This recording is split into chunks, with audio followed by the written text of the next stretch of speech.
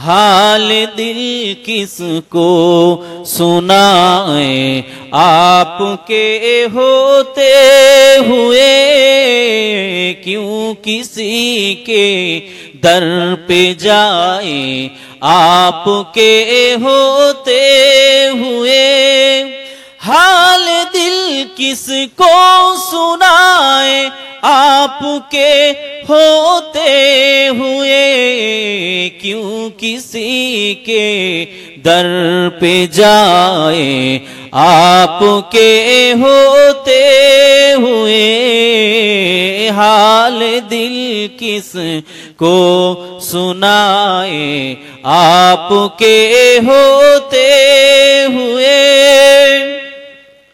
मैं गुलाम मुस्तफा हूँ ये मेरी पहचान है मैं गुलाम मुस्तफा हूँ ये मेरी पहचान है गम मुझे क्यों फिर सताए गम मुझे क्यों फिर सताए आपके होते हुए हाल दिल किसको सुनाए आपके होते हुए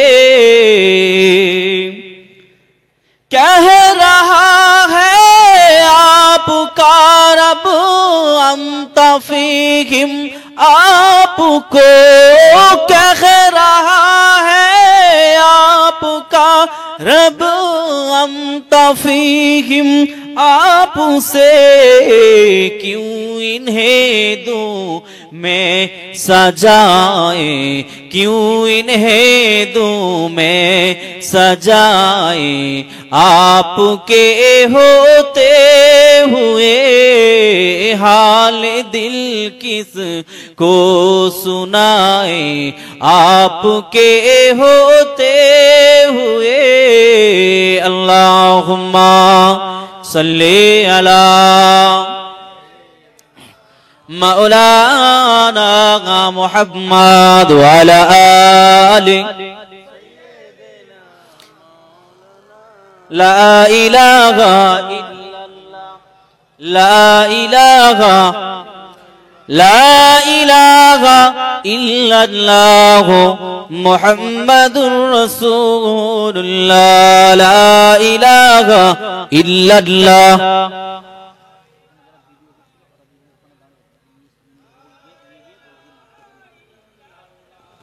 मुहम्मदुर रसूलुल्लाह हस्बी रब्बी जल्लल्लाह मा फी क़ल्बी गैरुल्लाह नूर मुहम्मद सल्लल्लाह ला इलाहा इल्लल्लाह ला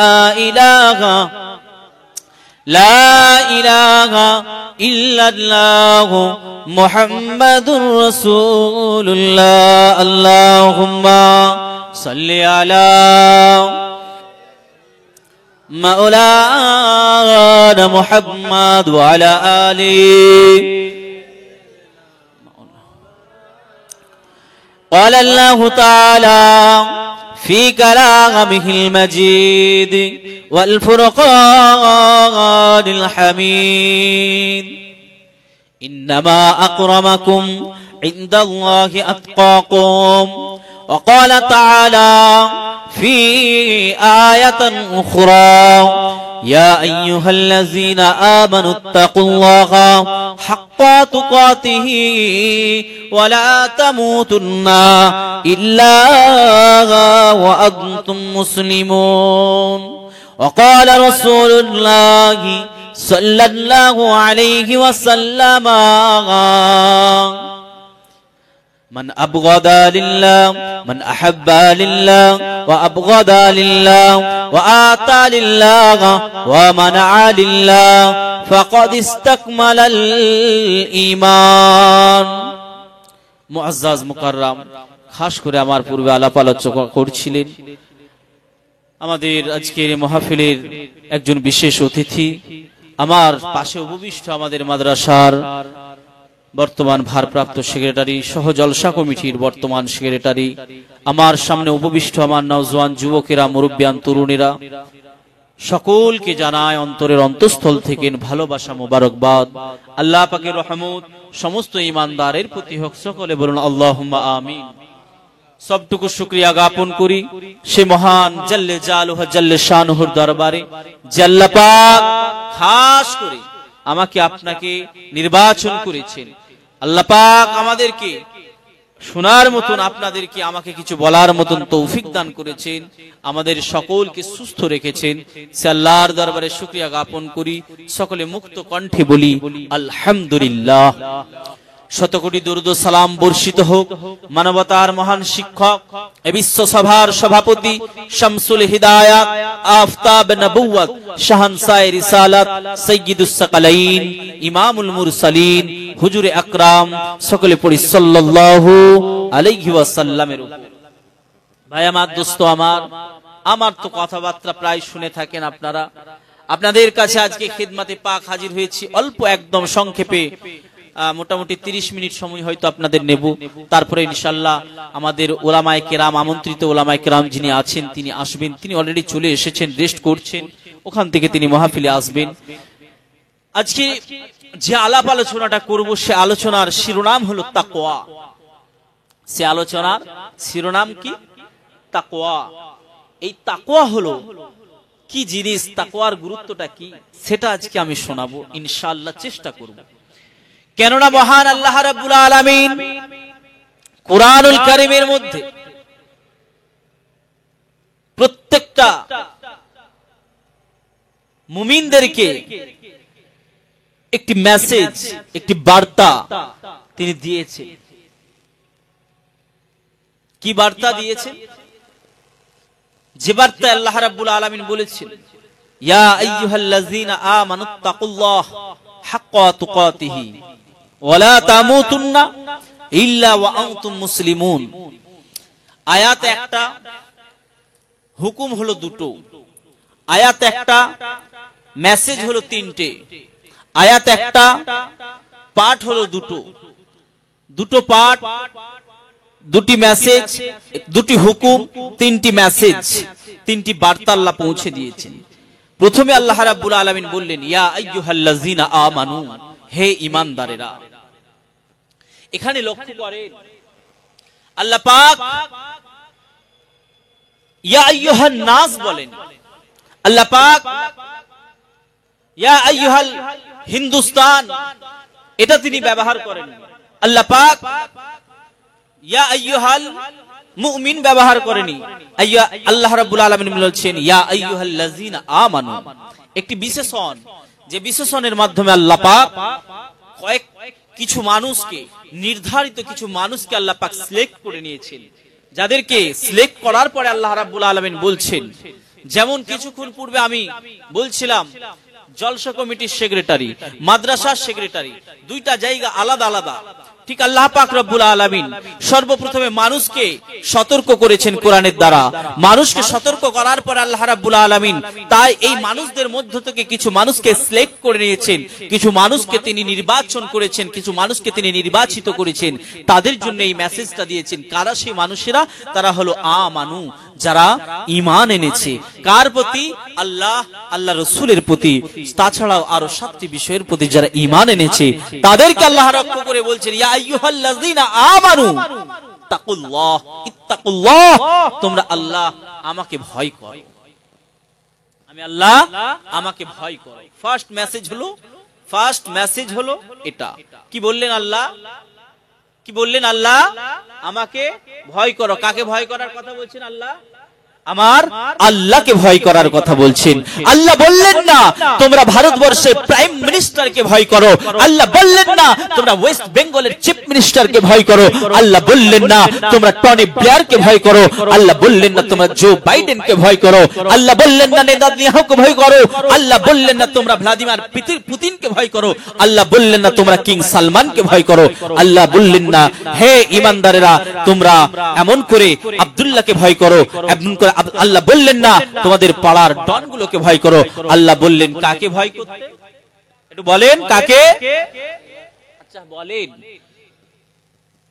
আমরা আমাদের পাড়ায় যদি একজন খুব শক্তিশালী মানুষ থাকে, যিনি আর্থিকভাবে সবল, যিনি রাজনৈতিক ক্ষমতার দিক থেকেও সবল, যিনি শারীরিক দিক থেকেও সবল, মানুষ তিনটি দিক থেকেই সবল, কি আর্থিক দিক থেকেও তিনি একদম পাওয়ারে আছেন, যিনি রাজনৈতিক মানে ক্ষমতার দিক থেকেও পাওয়ারে আছেন, শারীরিক ক্ষমতার দিক থেকেও পাওয়ারে আছেন, সেই মানুষটাকে মানুষ একটু ভয় করে চলবে, হ্যাঁ কিনা একটু বলেন? এটাই সত্য, এটাই বাস্তব। ওই মানুষটাকে সবাই হুজুর হুজুর হুজুর হুজুর করে চলবে, একটু তেল মেরে চলবে যাতে আমার কোনো ক্ষতি না হয়ে যায়। এখন বলেন, যে এইরকম মস্তানেরও মস্তান, যে এই মস্তানেরও মালিক, সেই আল্লাহকে মানুষ ভয় করে চলবে, এটাই তো স্বাভাবিক। সে আল্লাহকে মানুষ ভয় করে চলবে, এটাই তো স্বাভাবিক। কেন? তিনি তো তারও প্রভু, তিনি তো তারও প্রভু। যে মানুষটা দুনিয়ার মস্তান, তার উপরে একজন মস্তান আছে। যে দুনিয়ার মানুষটার যে দুনিয়ার জমিনে একজন প্রধান, তার উপরে একজন এমএলএ রয়েছে, এমএলএ এর উপরে একজন এমপি রয়েছে, এমপির উপরে একজন এমন করে প্রাইম মিনিস্টার রয়েছে, চিফ মিনিস্টার রয়েছে, কারো না কারো উপরে কেউ রয়েছে। কিন্তু এই সব কিছুর উপরে যিনি, তিনি হলেন আমার আল্লাহ। জোরে বলুন না সুবহানাল্লাহ। তাহলে সে আল্লাহকে মানুষ ভয় করে চলবে, এটাই তো স্বাভাবিক, এটাই তো সত্য কথা। কিন্তু তারপরেও আল্লাহ ভয়, আল্লাহ রাব্বুল আলামিন said this message, কেন আল্লাহ রাব্বুল আলামিন এই মেসেজটা তিনি বললেন, এই বার্তাটা তিনি প্রেরণ করলেন? কারণ বান্দারা দুনিয়ার জমিনে আসার পরে অবাধ্য হবে, দুনিয়ার মানুষেরা আল্লাহদ্রোহী হয়েছে যুগে যুগে, সেজন্য আল্লাহ বললেন, ইয়া আইয়ুহাল্লাযীনা আমানুত্তাকুল্লাহ, হে দুনিয়ার ঈমানদারেরা, তোমরা আমি আল্লাহ, আমাকে ভয় করো, হাক্কা তুকাতিহি। তারপরে আয়াতে আল্লাহ আরে একটা মেসেজ দিচ্ছে, ভয় করার মতো ভয় করো, ভয় করার মতো ভয় করো। ভয় দুই ভাবে হয়, একটা সাধারণ ভাবে হয়, আর একটা হয় ভয় করার মতো হয়। আমরা জানি, একটুখানি বাস্তব উদাহরণ দিই। ভয় করার মতন ভয়টা কাকে বলে, সাধারণ ভয়টা কাকে বলে? একটা ক্লাসে দুই শ্রেণীর ছাত্র থাকে। দুই শ্রেণীর ছাত্র যখন একটা ক্লাসের কোন স্ট্রিক্ট, যখন কোন টিচার, মানে কোন খুব কড়া টিচার, যেটাকে বাংলা ভাষায় বলি যে এই শিক্ষকটা খুব কড়া টিচার, খুব মারে বাচ্চাদেরকে পড়াশোনা না হলে, ওই শিক্ষকটা যখন একটা পড়া দেয়, একটি হোমওয়ার্ক দিয়ে হাতের লেখা করতে দেয়, কিছু বাচ্চা আছে ওই শিক্ষকটাকে ভয় করে, ভয় করে বলে, এই আজকে হাতের লেখা হয়নি জানিস, স্যারটা খুব মারবে। এটা হলো এক প্রকারের ভয়। আর এক প্রকারের ভয়, বাচ্চাটা এটা চিন্তা ভাবনা করে, আমি যদি হাতের লেখা না করে নিয়ে যাই, স্যার আমাকে মারবে, অতএব আমাকে হাতের লেখাটাও করতে হবে, পড়াটাও আমাকে করতে হবে। এই দুই ভয়ের মধ্যে পার্থক্য আছে না নাই? পার্থক্য আছে। একজন ভয় করে ঠিকই কথা, কিন্তু ও কখনোই পড়ালেখা করে না, ও কখনোই হাতের লেখা করে না। আর একজন ভয় করে, সে ভয় করার কারণে পড়াও তৈরি করে নিয়ে যায়, আর হাতের লেখাও তৈরি করে নিয়ে যায়। এ নওজওয়ানেরা, যুবকেরা, ও রাসূলুল্লাহ প্রেমিকেরা, ও আমার অনুরাগী যুবক বন্ধুরা, দুনিয়া জমিনে আল্লাহ রাব্বুল আলামিন এই শ্রেণীর মানুষদেরকে জানিয়ে দিলেন, আল্লাহ পাক জানেন, আল্লাহু আলাম, আল্লাহ রাব্বুল আলামিন সবকিছু দুনিয়া জমিনে জানেন। পৃথিবীর জমিনে কোথায় কি হয় মহান আল্লাহ রাব্বুল আলামিন জানেন। হে যুবকেরা, তরুণেরা, আটলান্টিক মহাসাগরে অগণ গভীরে, অতল গভীরে একটা ক্ষুদ্র প্রাণী নড়াচড়া করে, সেই প্রাণীটির কি খাবার দেওয়ার দরকার সেটাও যেমন আল্লাহ জানে। আবার ঠিক একইভাবে অ্যামাজনের রেন ফরেস্টে, অ্যামাজনের গভীর জঙ্গলে যে পিপিলিকাটা, যেখানে সূর্যের আলো পৌঁছাতে পারে না, ওই জায়গায় যে পিপিলিকাটা চলাফেরা করে, তার গতিবিধিও তো আল্লাহ জানে। এ যুবকেরা, তরুণেরা, আবার আল্লাহ তো মানুষেরও চরিত্র সম্পর্কে অবগত আছেন। মানুষের চরিত্র সম্পর্কে অবগত আছে। তিনি জানেন পৃথিবীর জমিনে দুই শ্রেণীর মানুষ হবে, পৃথিবীর জমিনে দুই শ্রেণীর মানুষ হবে। এক শ্রেণীর মানুষ ওই ক্লাসের ছাত্রটা শিক্ষককে ভয় করে, যেমন পড়াও করেনি, লেখাও করেনি, কিন্তু ছাত্রটা ভয় করে স্যারকে, সেই শ্রেণীর মানুষ হবে। যারা দুনিয়া জমিনে আল্লাহর হুকুমে তামিল করবে না,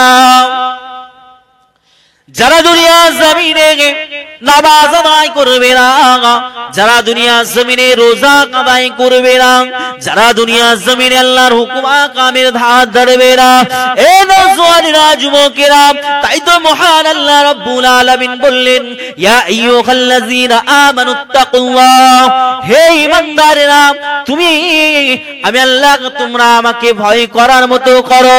যেমন ওই ক্লাসের বাচ্চাটা ভয় করার পরে থেকে ক্লাসের পড়াটাও তৈরি করে, ক্লাস রাতের লেখাটাও তৈরি করে, ঠিক একই ভাবে আল্লাহ পাকের একজন প্রকৃত মুমিন আল্লাহকে ভয় করবে, নামাজ আদায় করবে, আল্লাহকে ভয় করবে, জাহান্নামের আগুন থেকে বাঁচার জন্য রোজাও রাখবে। আল্লাহকে ভয় করে নামাজও পড়বে, আল্লাহকে ভয় করে রোজাও রাখবে, আল্লাহকে ভয় করে হজও করবে, আল্লাহকে ভয় করে শরীয়তের হুকুম আহকাম গুলো পালন করবে। এটা হলো ভয়। আর এই ভয়টার কথাই আমার আল্লাহ বলেছেন কুরআনুল কারীমে। এই ভয়টা আমাদের কতজনের আছে? আর এই ভয়, এই তাকওয়া যখন কোন মানুষের অন্তরে চলে আসে, এই ভয়, এই তাকওয়া যখন মানুষের অন্তরে চলে আসে, তখন কি হয়? আল্লাহর কোরআন জানাচ্ছেন, ইন্নামা আকরামাকুম ইনদাল্লাহি আতকাকুম, ইন্নামা আকরামাকুম ইনদাল্লাহি আতকাকুম। আল্লাহ কোরআনে বলছেন, নিশ্চয় তোমাদের মধ্যে আমার কাছে সম্মানীয়, আমার নিকটবর্তী হলো সে যে যত বেশি আমি আল্লাহ আমাকে ভয় করে। জোরে বলুন না সুবহানাল্লাহ। যে যত বেশি আল্লাহকে ভয় করবে সে তত বেশি আল্লাহর নৈকট্য, আল্লাহর নিকটবর্তী হবে। তাই তাকওয়া হলো পৃথিবীর জমিনে সবথেকে বড় জিনিস। তাকওয়া, খোদাভীরুতা, এই জিনিসটা যখন আপনার আমার অন্তরেতে চলে আসবে, তাম পৃথিবীর সব মোহ মায়া আমার কাছে কিছুই মনে হবে না। পৃথিবীর সমস্ত দৌলত, সমস্ত ধন সম্পদ আমার কাছে তুচ্ছ মনে হবে। আমার কাছে আমার রবের প্রেম, আমার আল্লাহর হুকুম, এটাই হবে সব থেকে বড়। জোরে বলুন না সুবহানাল্লাহ। আল্লাহর রাসূলের জলিলুল কদর একজন সাহাবা, নাম হলো হযরতে আব্দুল্লাহ ইবনে উমর। কি বললাম নাম? হযরতে আব্দুল্লাহ ইবনে উমর রাদিয়াল্লাহু তাআলা আনহু। এই আব্দুল্লাহ ইবনে উমর কে ছিলেন? আব্দুল্লাহ রাদিয়াল্লাহু তাআলা ছিলেন হযরত উমর রাদিয়াল্লাহু তাআলা আনহুর ছেলে, এজন্য বলা হয় আব্দুল্লাহ ইবনে উমর। তিনি একদিন মদিনার উপকণ্ঠে, অর্থাৎ মদিনার বাইরে একটু তিনি সঙ্গী সাথীদেরকে নিয়ে একটুখানি ঘুরতে বেরিয়েছেন। ঘুরতে ঘুরতে ঘুরতে ঘুরতে তিনার খাবার প্রয়োজন হয়েছে, সঙ্গী সাথীদেরকে নিয়ে একটু বসে গেছে, খাবার নিয়ে বসে গেছে। বসে যাওয়ার পরে বসে খাবার খাবেন, এমন সময় দেখতে পাই একটি রাখালের পাল, একটি রাখাল এক পাল ছাগল নিয়ে, ছাগলের পাল, ভেড়ার পাল নিয়ে তিনি ওই খাওয়ার রত অবস্থায় আব্দুল্লাহ ইবনে উমর ওনাদের পাশ অতিক্রম করছে। হযরত আব্দুল্লাহ ইবনে উমর তিনি কি করলেন? ওই রাখালকে ডাক দিলেন। রাখালকে ডাক দিয়ে বললেন, ভাই রাখাল, এখানে আসো। ডাক দেওয়ার পরে বললেন, আসো তুমি আমাদের সাথে আমাদের দস্তরখানায় একটু খাবারে শামিল হও। রাখাল তখন হযরত আব্দুল্লাহ ইবনে উমর রাদিয়াল্লাহু তাআলা আনহু তিনাকে বলছেন, আমি একজন রোজাদার, অর্থাৎ আমি এখন খাওয়া দাওয়া করতে পারবো না। জোরে বলুন না সুবহানাল্লাহ। তিনি রোজাদার, রাখাল, একজন রাখাল, অথচ তিনি রোজা রেখেছেন। আজকে আমরা বলি অজুহাত দিই, রোজার অজুহাত কত রকম অজুহাত দিই। ভাই, আমার শিক্ষক, আমার একজন উস্তাদ ছিলেন, আল্লাহ আছেন, এখনো হায়াতে আছেন, আল্লাহ তার হায়াতকে দীর্ঘ করুন। তিনি বলতেন, বাবা, মানুষের তিনটে হাত। মানুষের আমরা জানি কটা হাত? এই বলেন না জি, মানুষের কটা হাত? দুটো হাত। তিনি বারবার বলতেন, বাবা মানুষের কিন্তু তিনটে হাত। আমরা বলতাম, হুজুর মানুষের তো দুটো হাত আমরা দেখতে পাচ্ছি, আমরা আছি। বলছে, বাবা মানুষের সব থেকে যেটা বড় হাত সেটা হলো অজুহাত, সেটা হলো অজুহাত। বাবা এটা হলো মানুষের সব থেকে বড় হাত। তো আমরা অজুহাত খুঁজি, বিভিন্ন অজর খুঁজি, বিভিন্ন কারণ খুঁজি, কিভাবে নামাজ থেকে পালাতে পারবো, কিভাবে রোজা থেকে পালাতে পারবো, রোজা থেকে কিভাবে বাঁচতে পারবো, কিভাবে মৌলানা সাহেবকে একটু পাস কাটিয়ে দেবো। হুজুর আমার একটু সুগার আছে, ওই জন্য আমি রোজাটা রাখতে পারলাম না। হুজুর আমার এই কাজের চাপ আছে, এই জন্য রোজাটা রাখতে পারলাম না। ভালো করে চিন্তা করেন, একজন মরুর রাখাল তিনি রোজা রেখেছেন। হযরত আব্দুল্লাহ ইবনে উমর তিনাকে বলছেন, আমি রোজা রেখেছি। তিনি যে রোজাটা রেখেছেন সেই রোজাটা ফরজ রোজা না, সেটা নফল রোজা, এটা বোঝা যায়। কেন? কারণ হযরত আব্দুল্লাহ ইবনে ওমর তিনি একজন আল্লাহ রাসূলের সাহাবা, তিনি যখন খাচ্ছেন তিনি রোজা রাখেননি, তার মানে বোঝা যায় ওই রোজাটা ফরজ রোজা নয়, নফল রোজা তিনি রেখেছিলেন রাখাল, আর সেজন্য হযরত আব্দুল্লাহ ইবনে ওমর তিনি খেতে বসেছেন। এমন সময় যে কথাটা বলছিলাম, ওই রাখাল যখন ছাগলের পাল নিয়ে যায়, প্রশ্ন করলো হযরত আব্দুল্লাহ ইবনে ওমরকে, উত্তর দিল। আব্দুল্লাহ ইবনে ওমর একটু প্লিজড হলেন, একটু অবাক হলেন, একটু আশ্চর্য হলেন।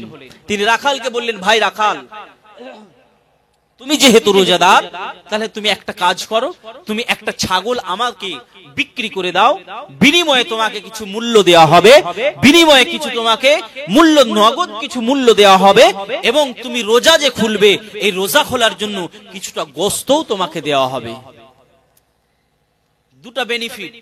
আচ্ছা এখন বলেন, আমি আপনাকে একটা গরু বিক্রি করব, আপনি সেটা নিয়ে গিয়ে আকিকা করবেন, আমি গরু আপনাকে দিচ্ছি, বিনিময়ে আপনি আমাকে টাকা দিচ্ছেন, এই আমি টাকা পাওয়ার পরে আপনার আর গোশের উপর কোনো অধিকার থাকবে? এটা হয় সমাজেতে? হয় না। বলে তুমি টাকা দিয়েছো, গরু দিয়ে, আমি গরু নিয়েছি, বিনিময়ে তুমি টাকা নিয়েছো, এবারে তুমি তোমার রাস্তা দেখো, আমি আমার রাস্তা দেখি। এখানে সওদা কিন্তু বেনিফিটের ডবল বেনিফিট আছে না নাই? এক ছাগল দেবে, বিনিময়ে সে টাকাও পাবে, আবার ছাগলের গোশতও ভাগ পাবে, আবার ছাগলের গোশত ভাগ পাবে, বেনিফিট এখানে ডবল। কিন্তু ওই রাখালকে যখন বলল, আল্লাহ পাকের ওই রাখাল বান্দা জানাতে লাগলো, ও আব্দুল্লাহ ইবনে ওমর, তিনি তো যখন ওই ব্যক্তিটি আব্দুল্লাহ ইবনে ওমরের নাম জানে না, ওই সময় লক্ষ্য করে বলতে লাগলো, না আমি এই ছাগল দিতে পারবো না, আমি এই ছাগল বিক্রি করতে পারবো না। কেননা যদি একটা ছাগল মিসিং যায়, যদি একটা ছাগল হারিয়ে যায়, তাহলে আমি আমার মালিককে কি জবাব দেব? হযরত আব্দুল্লাহ ইবনে ওমর রাদিয়াল্লাহু তাআলা এবারে বলতে লেগেছে, ও বেরাকাল, তুমি তোমার মালিককে গিয়ে এই অজুহাতটা দেবে, তুমি তোমার মালিককে গিয়ে কারণটা দেখিয়ে দেবে। আমি পাহাড়ে নিয়ে গিয়েছিলাম, পাহাড়ে বকরি চড়াতে নিয়ে গিয়েছিলাম, পাহাড়ে আমি মেষ চড়াতে নিয়ে গিয়েছিলাম, পাহাড়ে আমি পালখানা নিয়ে গিয়েছিলাম, পাহাড়ে ঘুরতে ঘুরতে দুইটা ছাগল, দুইটা মেষ, দুইটা ভেড়া হারিয়ে গেছে, এই অজুহাত তুমি দেবে। কেননা যখন পাহাড়ে চড়াতে নিয়ে যাওয়া হয়, একটা দুটো ছাগল এদিক ওদিক হয়ে যায়, এই অজুহাত, এই কারণটা তুমি ছাগল, তুমি তোমার মালিককে ছাগল হারিয়ে যাওয়ার এই কারণটা দিয়ে দেবে। কি কারণ?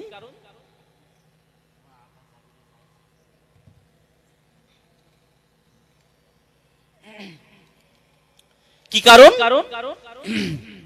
যে ছাগল পাহাড়ে নিয়ে গিয়েছিলাম, অনেক ছাগল হারিয়ে যেতেই পারে, এটাই স্বাভাবিক। তিনি একটি উপায়ও বলে দিচ্ছেন হযরত আব্দুল্লাহ ইবনে ওমরকে। আব্দুল্লাহ ইবনে ওমর একটা উপায়ও বলে দিলেন যে এই সুন্দর কারণটা তুমি যদি দাও, তাহলে তোমার মালিক আর তোমাকে বকাঝকা করবে না। এই নওজওয়ানেরা, যুবকেরা ও রাসূলুল্লাহ প্রেমিকেরা, ওই মরুর রাখাল তখন আব্দুল্লাহ ইবনে ওমরকে আর কিছু বললেন না, আকাশের দিকে আঙুল তুলে দিলেন, আকাশের দিকে আঙুল তুলে দিয়ে বলতে লাগলেন, আল্লাহ তুমি কোথায়, আল্লাহ তুমি কোথায়। এই বাক্যটা উচ্চারণ করতে করতে ছাগলের পাল নিয়ে তিনি চলে গেলেন। হযরত আব্দুল্লাহ ইবনে ওমর বড় আশ্চর্য হয়ে গেল, বড় আশ্চর্য হয়ে গেল, অনেকটা প্লিজড হয়ে গেল, এতটা আশ্চর্য হয়ে গেলেন। এই ছাগলের বলে, এই রাখালের বলে যাওয়া কথা, আল্লাহ তুমি কোথায়, এই কথাটা তিনি বারবার উচ্চারণ করতে লাগলেন। হে যুবকেরা, তরুণেরা, আল্লাহ পাকের এই বান্দা, আল্লাহ পাকের এই রাখাল বান্দার খোদা ভীরুতা দেখে তিনি এতটা মুগ্ধ হলেন, এতটা তিনি সন্তুষ্ট হয়ে গেলেন। মদিনায় তিনি ফিরে আসলেন, মদিনায় ফিরে এসে তিনি ওই রাখালের কাছে সংবাদ পৌঁছালেন, ওই রাখালের মালিকের কাছে সংবাদ পৌঁছালেন। ওই রাখালের মালিকের কাছে হযরত আব্দুল্লাহ ইবনে ওমর সংবাদ পাঠিয়ে রাখাল সহ ছাগলের পালটাকে তিনি কিনে নিলেন। কিনে নিয়ে তিনি ওই রাখালকে আজাদ করে দিলেন। এটা জোরে হবে না সুবহানাল্লাহ? আরেকটু জোরে হবে না সুবহানাল্লাহ? রাখাল ছিল কৃতদাস, আর ছাগলের পালটা ছিল মালিকের।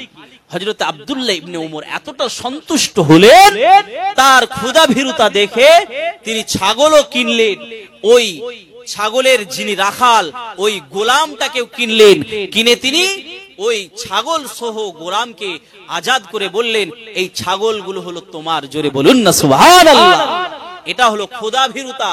রাখাল খোদাভীরুতা দেখালো, বেনিফিট হিসাবে বিনিময়ে সে দুনিয়ায় আজাদি পেল, সাথে এক পাল ছাগলও উপহার পেল। জোরে বলুন না সুবহানাল্লাহ। আমার আল্লাহ এজন্যই বলেছেন ইন্নামা আকরামাকুম ইনদাল্লাহি আতকাকুম, আল্লাহর কাছে সেই তত বেশি সম্মানীয় নিকটবর্তী আল্লাহর তত বেশি যে আল্লাহর তাকওয়া পরহেজগারিতা খোদাভীরুতা যে যত বেশি অর্জন করে। ভাই আমার, দোস্ত আমার, আজকে খোদাভীরুতা আমাদের মধ্যে নেই, আজকে খোদাভীরুতা আমাদের মধ্যে থেকে উঠে গেছে। আজকে এই খোদাভীরুতা চলে যাওয়ার কারণে সমাজে আজকে নামাজি পাওয়া যায়, সমাজে রোজাদার পাওয়া যায়, সমাজে হাজি পাওয়া যায়, সমাজে দানী পাওয়া যায়, কিন্তু নামাজির যে বৈশিষ্ট্য না, রোজাদারের যে খাসিয়াত, রোজাদারের যে গুণাগুণ, দানীর যে গুণাগুণ, সেগুলো কিন্তু পাওয়া যায়। চার ইমামের এক ইমাম হযরতে ইমামে আযম আবু হানিফা রাহমাতুল্লাহ আলাইহি, তিনি কাপড়ের ব্যবসায়ী ছিলেন। কে ছিলেন? কাপড়ের ব্যবসায়ী, কাপড় ব্যবসা করতেন। চার ইমামের এক ইমাম, ইমামে আজম যাকে বলা হয়েছে, সব থেকে বড় ইমাম যাকে বলা হয়, আমরা যার মাযহাবের অনুসারী, ওই চার ইমামের এক ইমাম, তিনি কাপড়ের ব্যবসায়ী ছিলেন। একদিন ওনার কাছ থেকে একজন খরিদ্দার একটা কাপড় নিয়ে গেছেন। খোদাভীরুতা কাকে বলে, তাকওয়া কাকে বলে? কাপড় কিনে নিয়ে গেছে। কাপড় কিনে নিয়ে যাওয়ার পরে কাপড়টা বাড়িতে পছন্দ হয়নি, কাপড়টা বাড়িতে পছন্দ হয়নি।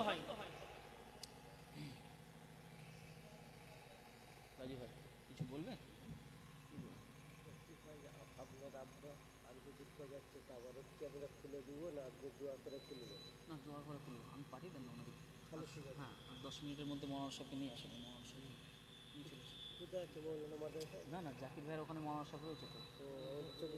হ্যাঁ হ্যাঁ, উনি চলে এসেছে, নিয়ে চলে আসুন 10 মিনিটের মধ্যে, 45 এখানে নিয়ে চলে আসুন। ভাই আমার, দোস্ত আমার, যে কথা বলছিলাম, হযরতে ইমামে আযম আবু হানিফা রাহমাতুল্লাহ আলাইহি নু'মান বিন সাবিত, তিনি কাপড়ের ব্যবসায়ী ছিলেন। এক ব্যক্তি তিনার কাছ থেকে কাপড় খরিদ করে নিয়ে গেছেন, কাপড় কিনে নিয়ে গেছেন। কাপড় কিনে নিয়ে যাওয়ার পরে বাড়িতে সেই কাপড়টা পছন্দ হয়নি, বাড়িতে সেই কাপড়টা তিনার পছন্দ হয়নি। আবার হুজুরের কাছে নিয়ে এসেছেন ফেরত দেওয়ার জন্য। কাপড়টা ফেরত দেওয়ার পরে হুজুর ঝরঝর ঝরঝর করে কাঁদছেন।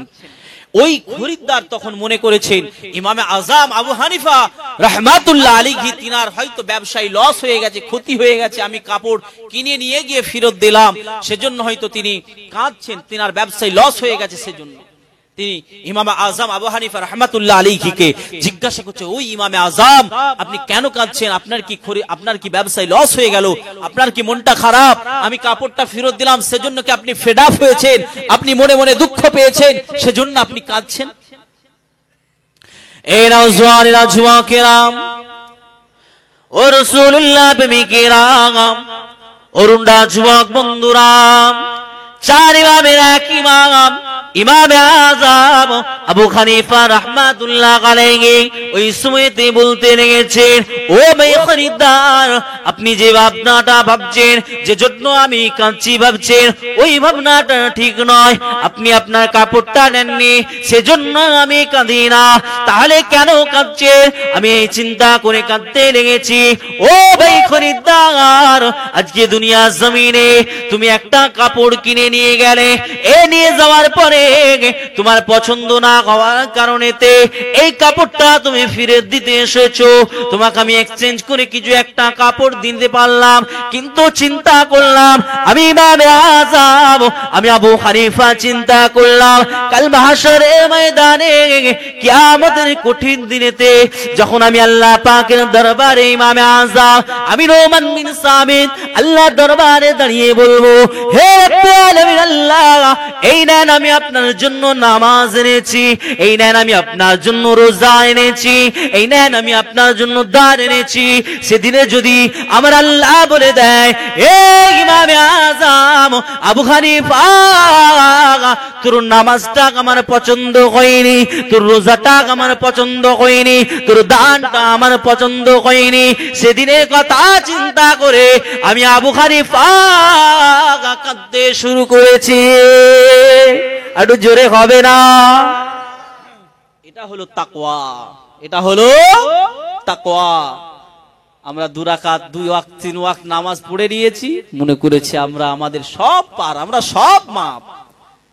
30টা রোজা রেখে নিয়েছি, মনে করেছি সারা বছরে আর আমাদের নামাজের ধারে যাওয়ার দরকার নেই। রমজান মাসে ফিতরা কিছু দান করে নিয়েছি, মনে করেছি আর আমাদের দান করার প্রয়োজন নয়। তাকওয়া, তাকওয়া হলো আলাদা জিনিস। যখন কারো অন্তরে তাকওয়া চলে আসবে, তামাম পৃথিবীর জমিন তার জন্য কিছুই মনে হবে না। তামাম পৃথিবীর জমিন যদি তার কদমে নিয়ে দিয়ে দেন, তার পৃথিবী দরকার হবে না, তার দুনিয়া দরকার হবে না। তার মানে এটা আমি বলছি না যে আপনারাও দুনিয়াদারি করবেন না, না, দুনিয়াদারি করবেন, দুনিয়াদারি করতে হবে, এটা আল্লাহর হুকুম, এটা আল্লাহর হুকুম। আল্লাহ পাক দুনিয়ার জমিনে মানুষ পাঠিয়েছেন, হযরত আদমকে সৃষ্টি করেছেন। আদম আলাইহিস সালাতু ওয়াস সালামের জন্য মা হাওয়া আলাইহিস সালামকে সৃষ্টি কে করেছিলেন একটু বলেন? তাহলে স্ত্রীকে তৈরি করেছেন কে? ওয়া খালাকনাকুম আজওয়াজা, আল্লাহ বলছেন আমি তোমাদেরকে জোড়ায় জোড়ায় সৃষ্টি করেছি। স্বামী স্ত্রী, নারী পুরুষ, প্রত্যেকটার জোড়া সৃষ্টি করেছে আল্লাহ। তাহলে দুনিয়াদারি করতে হবে, কিন্তু অন্তরেতে তাকওয়া, অন্তরেতে খোদা ভীরুতা রাখতে হবে, অন্তরে খোদা ভীরুতা রাখতে হবে। যে খোদা ভীরুতা, যে তাকওয়ার মাধ্যমে আল্লাহর নৈকট্য লাভ করা যাবে, যে তাকওয়ার মাধ্যমে আল্লাহর নিকটবর্তী হওয়া যাবে। নামাজ পড়ে নিলেই শুধু জান্নাত নয়, রোজা রেখে নিলেই জান্নাত নয়, দান করে দিলেই জান্নাত নয়। আপনারা জানেন না, আমার খ্রিস্টান ভাইদের বড় বড় ট্রাস্ট রয়েছে, 100 বছর 200 বছরের ট্রাস্ট, যেখানে তারা লক্ষ লক্ষ ডোনেশন করে। আপনারা জানেন না ইহুদিরাও রোজা রাখে, আপনারা জানেন না খ্রিস্টানরাও রোজা রাখে, আপনারা জানেন না আমাদের আশেপাশে বসবাস করা হিন্দু ভাইরা তারাও রোজা রাখে। আপনারা জানেন না ইহুদিরাও নামাজ পড়ে, আপনারা জানেন না খ্রিস্টানরাও নামাজ পড়ে, তারা তাদের মতন করে নামাজ পড়ে। খ্রিস্টানরাও গ্রেট ওয়াল, যারা যেখানে যেটা ইসরায়েলে অবস্থিত আছে, সেখানে তারা গিয়ে ইবাদত করে। এই তাকওয়া আমাদের মধ্যে থেকে শুধু নামাজের মাধ্যমেই আসবে না, শুধু রোজার মাধ্যমেই আসবে না। হ্যাঁ, এগুলো হলো একটা পন্থা, একটা মাধ্যম, এগুলোর মাধ্যমে অর্জন করা যায়। কিন্তু যদি নামাজ পড়েই মনে করি আমি তাকওয়া অবলম্বন করে ফেলেছি, এটা কিন্তু ভুলে আছেন। তার মানে এটা নয় আমি নামাজ না পড়ার জন্য উদ্বুদ্ধ করছি, না, আমি এটার মাধ্যমে এটা বোঝাতে চাইছি নামাজ পড়েই শুধু মনে করব না আমি সব করে নিয়েছি। নামাজ পড়তে হবে, সাথে অন্তরে তাকওয়া রাখতে হবে। তাকওয়াটা কি? এক শব্দে আমি যেটা বোঝাতে চাইছি, সাপোজ ধরুন আপনার কাছে কিছু পয়সা আছে, আপনার কাছে কিছু পয়সা আছে, যেটাতে হালালও রয়েছে আবার হারামও রয়েছে। আমার কথা বুঝতে পারছেন তো? অসুবিধা নাই তো? আপনার কাছে কিছু পয়সা আছে, যেটাতে হালাল টাকাও রয়েছে আবার হারাম টাকাও রয়েছে। আপনার এখন টাকার প্রয়োজন, দেখা গেল মেয়ের বিবাহের ব্যাপার আছে। সাপোজ ধরুন আপনি একটা ফিক্সড ডিপোজিট করেছেন, আপনি কিছু অর্থ সম্পদ সঞ্চিত করেছেন, ব্যাংকে জমা করেছেন, 5 বছর ধরে জমা করেছেন। বিশাল একটা বিপদ, আপনি এফডি, যেটাকে ফিক্সড ডিপোজিট বলা হয়, ওই ফিক্সড ডিপোজিটটা ব্যাংক থেকে তুলছেন। আপনি 100 টাকা দিয়েছিলেন, ব্যাংক আপনাকে 150 টাকা দিয়েছে, আপনার প্রয়োজন আছে 500 টাকা। আপনার প্রয়োজন 500 টাকা, আপনি ব্যাংকে 100 দিয়েছিলেন, ব্যাংক আপনাকে 150 দিয়েছে, আপনার প্রয়োজন কত বললাম? 500 টাকা। তাহলে আরো কত বেশি প্রয়োজন? 350 টাকা আপনার প্রয়োজন।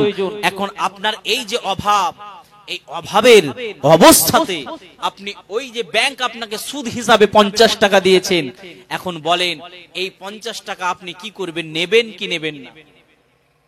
নেবেন কি নেবেন না? আপনার হাতে মাল, আপনার প্রয়োজন, হাতে মাল পয়সা কিন্তু আপনার কাছে নাই। এই অবস্থায় যে ডিসিশনটা আপনি নেবেন, যদি আপনি ব্যাংকের ওই 50টা টাকা আল্লাহর জন্য ছেড়ে দেন, ওটাই হলো তাকওয়া। জোরে বলুন না সুবহানাল্লাহ।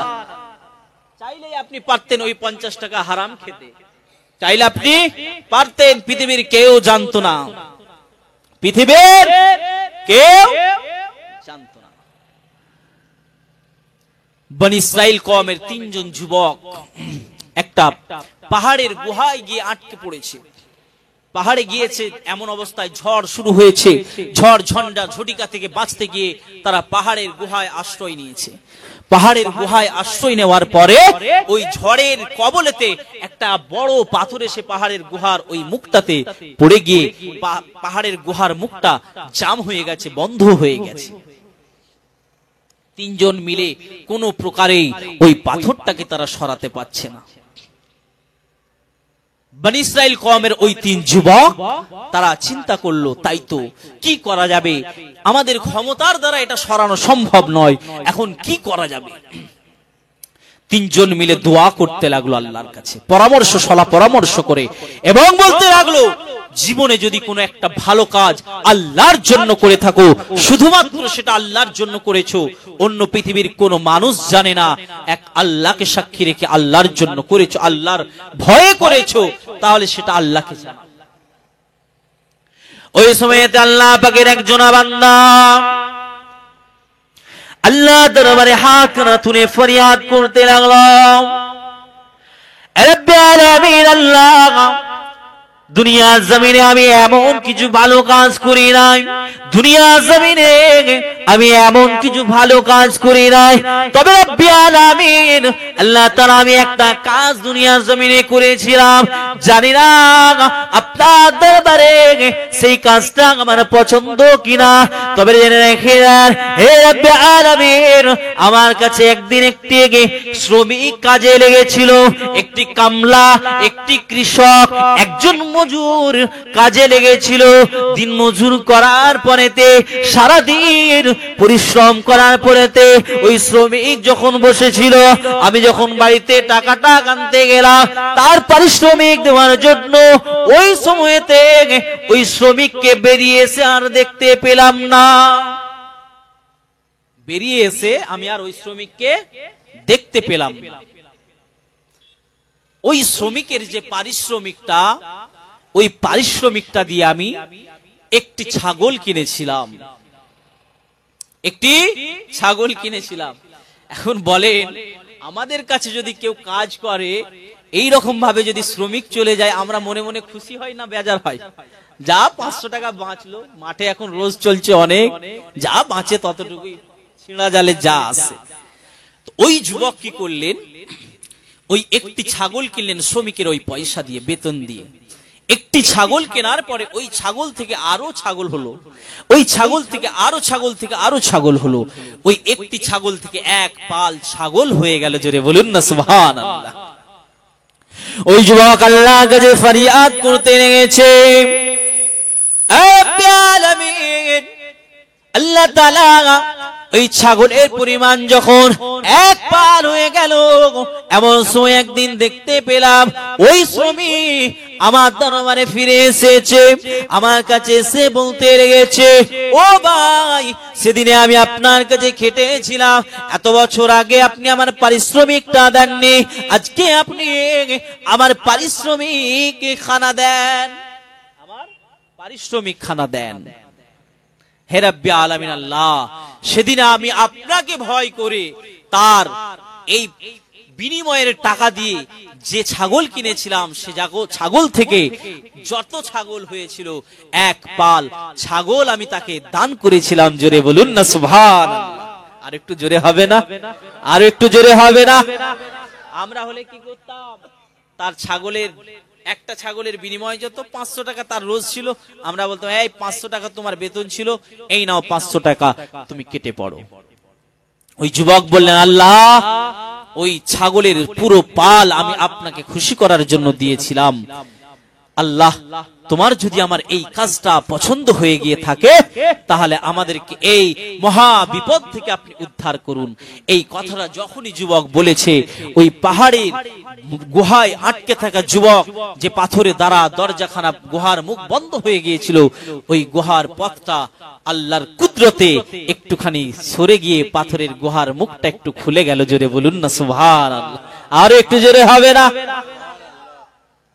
এমন পরিমাণ খুললো, যে পরিমাণ খোলাতে কোন যুবকই ওই পথ দ্বারা বেরোতে পারবে না। দ্বিতীয় যুবককে এবারে বলছে, দ্বিতীয় যুবককে বলছে, বলো তুমি যদি কোনো জীবনে ভালো কাজ করে থাকো, আল্লাহকে খুশি করার জন্য যদি কিছু করে থাকো, তাহলে তুমি আল্লাহর কাছে ফরিয়াদ করো, আল্লাহর কাছে কিছু দোয়া চাও। দ্বিতীয় যুবক ওই সময়ে বলতে লাগলাম, ও রাব্বুল আলামিন আল্লাহ, দুনিয়া জমিনে আমি এমন কোন ভালো কাজ করেছি যা আমার মনে নাই, কিন্তু রাব্বুল আলামিন আল্লাহ, আমি একটা কাজ করেছিলাম যে কাজটা হয়তো আপনার দরবারে পছন্দ হতে পারে।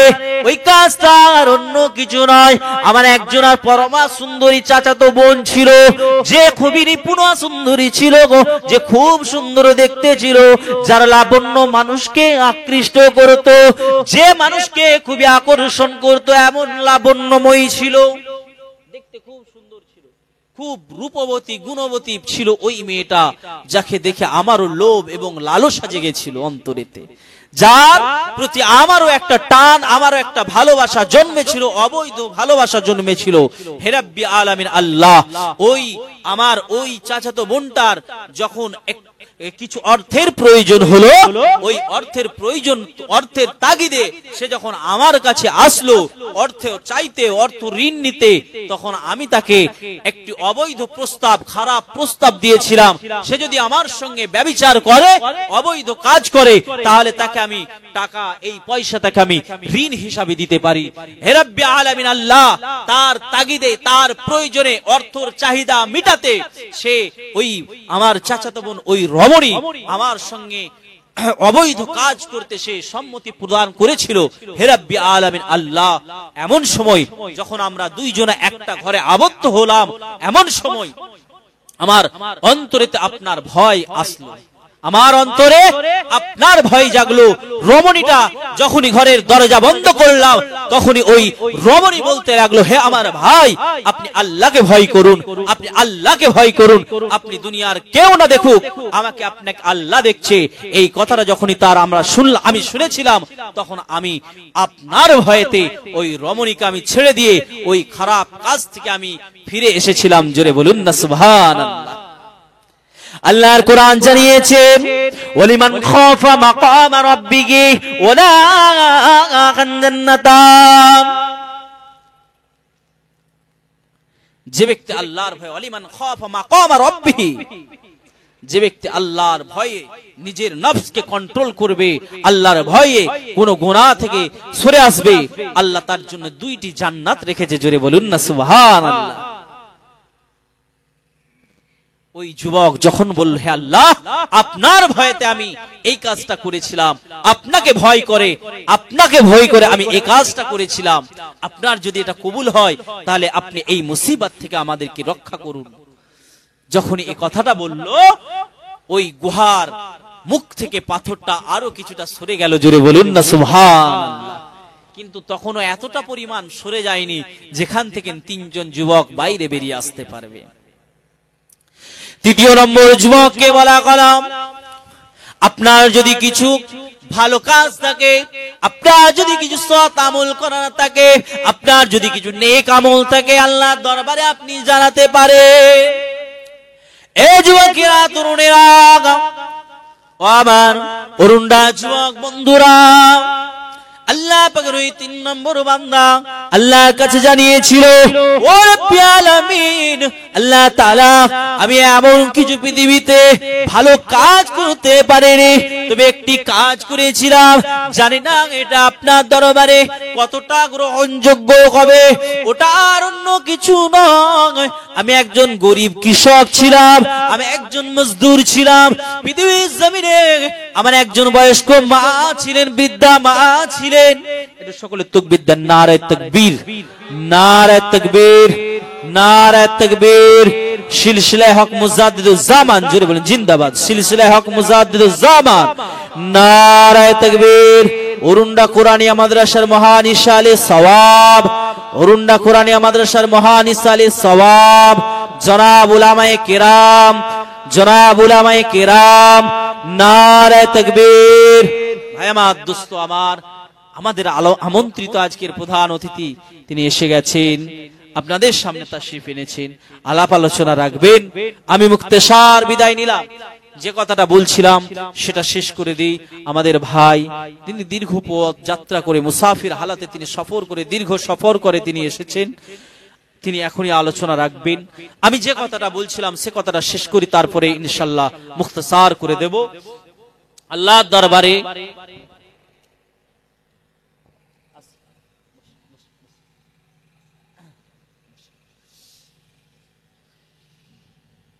ওই যুবক আল্লাহর দরবারে জানাতে লাগলো, ফরিয়াদ করতে লাগলো, আল্লাহ, আমার বৃদ্ধা একজন মা দুনিয়াতে ছিলেন, আমি প্রতিদিন আমি বাজার থেকে কিছুটা দুধ বাড়ির জন্য কিনে নিয়ে যাই, সন্তান সন্ততি সবাই পান করে, মা বৃদ্ধা তিনিও পান করেন, কিন্তু একদিন আমার কাজ সেভাবে হলো না। রাব্বি আলামিন আল্লাহ, এতটা পরিমাণ দুধ আমি সঞ্চয় করলাম যে দুধটা একজনই মাত্র পান করতে পারবে। বাড়ি নিয়ে গেলাম, বিবির মুখের দিকে তাকালাম, আমি দুধটা দিলাম না। সন্তানের মুখের দিকে তাকালাম, সন্তানকেও আমি দুগ্ধটা দিলাম না। সোজা নিয়ে গিয়ে আমি আমার আম্মা জানের দরবারে গেলাম, আমার মায়ের দরবারে গিয়ে ওই দুধটা নিয়ে আমি দাঁড়িয়ে দাঁড়িয়ে, আমার আম্মা জান ঘুমাচ্ছে, আমি রাত্রিটা অতিবাহিত করে দিলাম। হে রাব্বি আলামিন আল্লাহ, আপনার যদি আমার এই কাজটা পছন্দ হয়ে থাকে, হে রাব্বি আলামিন আল্লাহ, তাহলে আমাদেরকে এই মহা বিপদ থেকে আপনি একটু উদ্ধার করুন। আল্লাহ এতটাই খুশি হয়ে গেল, আল্লাহ পাহাড়ের ওই গুহায় বন্ধ থাকা যুবকদের যে পাথরটা পড়েছিল, ওই পাথরটাকে সম্পূর্ণরূপে সরিয়ে দিলেন। জোরে বলুন না সুবহানাল্লাহ। এই যুবকদের তিনটে কাজ, যেটা তারা আল্লাহর ভয়ে করেছিল, যেটা তারা তাকওয়ার উপরে থেকে করেছিল, এই তিনটে কাজ, যে তিনটে কাজ তা চাইলে না চাইলে পৃথিবীর কোনো মানুষ জানতে পারত না। সেদিন যদি ওই যুবকটা ছাগলের পাল রাখালকে না দিত, ওই ছাগলের পাল যদি শ্রমিককে না দিত, তাহলে শ্রমিকও জানতে পারত না তার অর্থ দ্বারা এতগুলো ছাগল কেনা হয়েছে, সেই ছাগল থেকে বাচ্চা হয়েছে, তার থেকে এতগুলো ছাগল হয়েছে, সে শ্রমিক কোনোদিন জানতে পারতো না।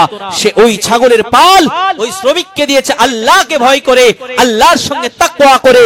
আর ওই যুবক যে তার চাচাতো বোনের সঙ্গে সম্পর্ক করেছিল, তামাম পৃথিবীর কেউ জানতো না। অর্থের বিনিময়ে সে তার চাচাতো বোনের সঙ্গে অবৈধ সম্পর্কে লিপ্ত হতে পারত, সেও করেছিল, সেখান থেকে ফিরে এসেছিল আল্লাহকে ভয় করে। আর ওই যুবক যে তার মায়ের জন্য দুগ্ধটা নিয়ে এসে দাঁড়িয়ে রাত্রি পার করে দিয়েছিল, সেটাও ছিল আল্লাহকে ভয় করে, আল্লাহকে স্মরণ করে, আল্লাহর প্রতি তাকওয়া রেখে।